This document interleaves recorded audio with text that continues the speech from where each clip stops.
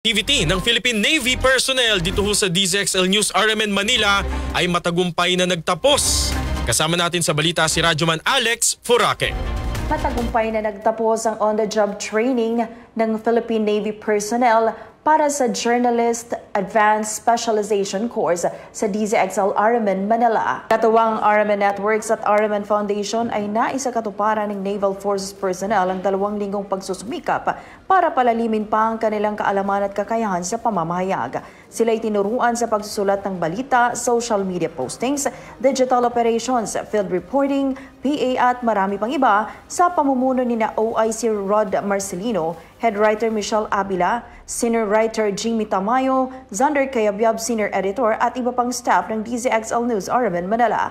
Bilang mga bagong lingkod bayan ng media, ang kanilang natutunan ay magsisilbing gabay para sa mas mahalagang kontribusyon sa mas makabuluhan at tapat na paglilingkod sa sambayanan.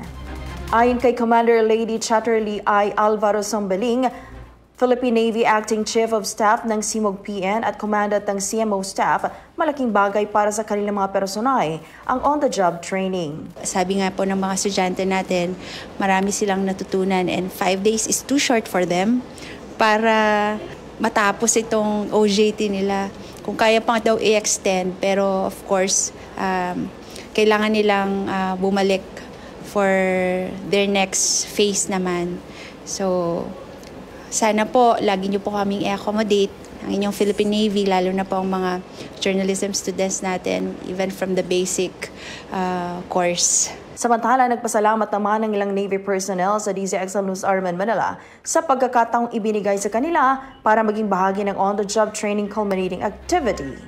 Kasama mo sa balita, Radyoman Alex Furaque, Tatak RMN.